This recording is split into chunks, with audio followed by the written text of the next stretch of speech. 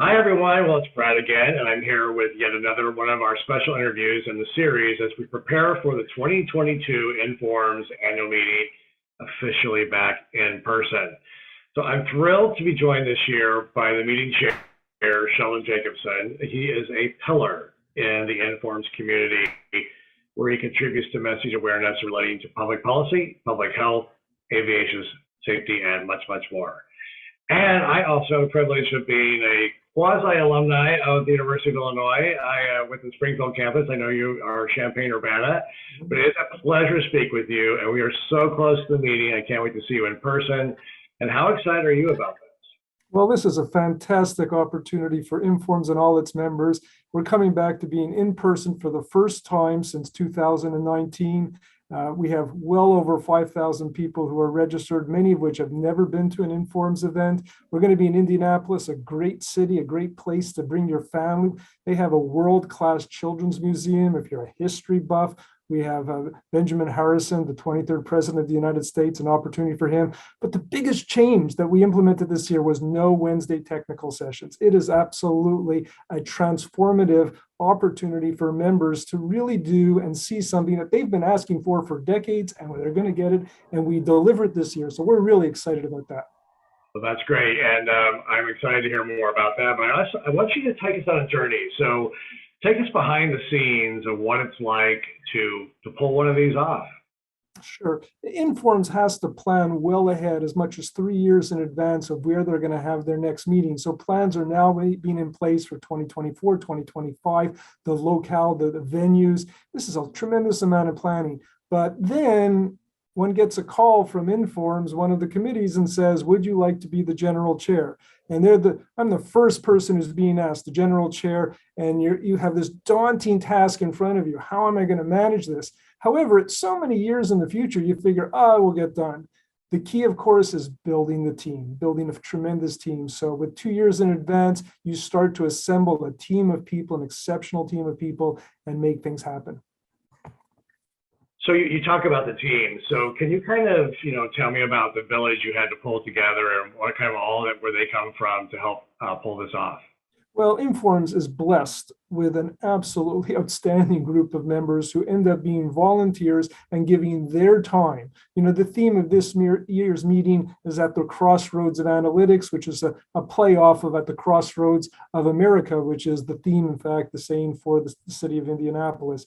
So what we need to do is bring all these people together. And then what I do is I don't believe in standing in front of people. I believe in standing behind them and empowering them. And that's exactly what we did. You get great people on the bus. We talk about, it takes a village. Well, in Indianapolis, it takes a pit crew because of the Indianapolis 500. And we are here to make that happen. And these people have done a tremendous job in drawing all these things together. A lot of moving parts that are out there. We have technical programs. We have tremendous plenaries. We have an unusual group of plenaries this year, some of which are the kind of people you'd expect to see at an Informs meeting, the Patrick Jaillets, the Dimitri Bertsimases, the David Yaos. These are stellar pillars of the program. But then you have someone who in fact won the AI prize in humanity, which is kind of the new Nobel, a computer science professor who also is touching Informs. We have someone who's going to tell us about the garment industry and the life cycle of genes. These are the kinds of things that we often don't think about, but touch our community. This is what we're bringing to the members this year, and we are really excited about that.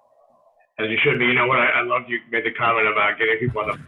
I love that book, Good to Great. So that's one of my favorites. So it's all about getting people on the bus and going in the right direction. So as maybe people do or don't know that there's a lot that goes into, pulling this together and bringing the committees together and volunteers, especially when they come from all types of locations and time zones. So what are some of the opportunities and, some of the challenges you've had to face to bring everybody together?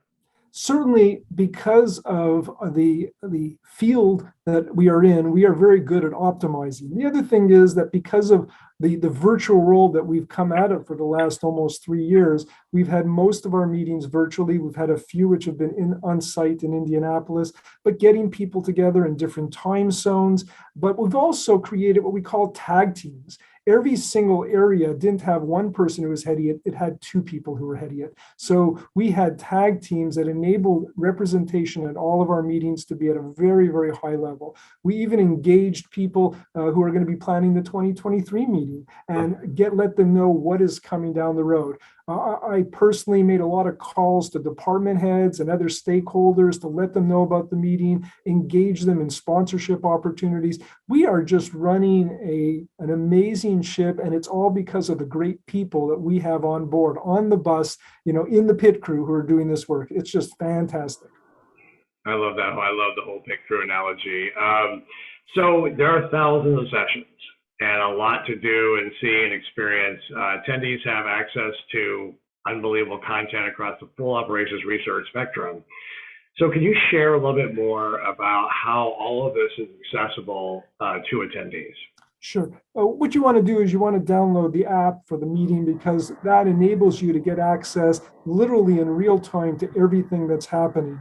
All of the talks, and there's dozens of talks that you can hear at any given moment, are available and organized in a manner that it makes it easy for you. If you have an interest in artificial intelligence, you can see talks that are focused around using artificial intelligence. If you're interested in transportation and logistics, there are tracks and clusters around those. What we do is we make it easy for people to find their areas and their niches and their focal interests, so that they can in fact track the talks that interest them. There's also the daily email that goes out so that you have updates of what happened the day before and what's coming forward. There's also section society business meetings, so you can meet people of a like mind, birds of a feather clustered together, that kind of idea. And then there's also the networking and the social events that are out there. So you want to make sure that you're at the coffee breaks, you're at the afternoon breaks. And I have a personal liking for ice cream, so there may be some ice cream, a lot of ice cream at this particular meeting,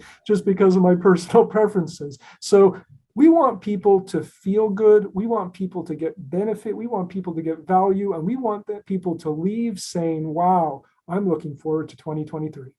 Absolutely. So burning question, what's your favorite flavor of ice cream? Well, it's pistachio. Hey.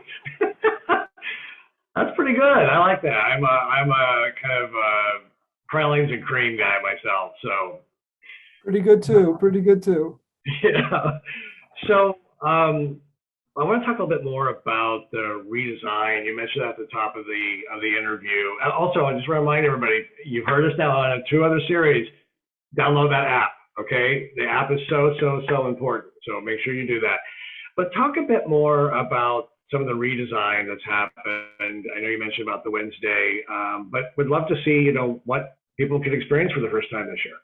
Well, one of the things they're going to see is that with Wednesday, no technical talks, you have a day of opportunities to see things that you've never seen before and done never before. We are going to have one talk, which is going to be a Nobel laureate, Alvin Roth, from economics. So you have an opportunity first thing in the morning on Wednesday if you want to see that. If you want to get involved in the advocacy program and communication program, Jeff Cohn has done a phenomenal job as a director at Informs involving that. And here's an opportunity for you to get personal experience, but learn more about it. There's also going to be the Freestyle OR Supreme, another opportunity for students as well as young faculty, kind of a game show, hackathon kind of idea.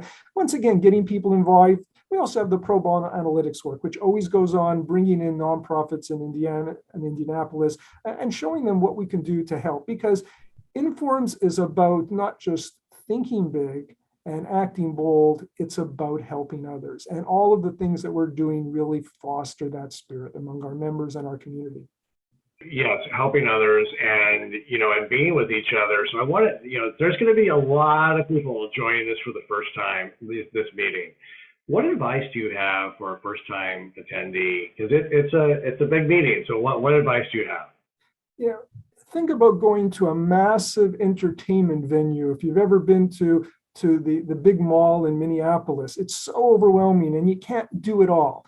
And the fact is, it's impossible to do it all in such a short period of time. But pick and choose your activities. whether it's technical talks of interest to you, whether it's the networking activities, whether it's the business meetings, whatever it may be, the biggest asset, the most valuable asset that we have in a meeting are the people.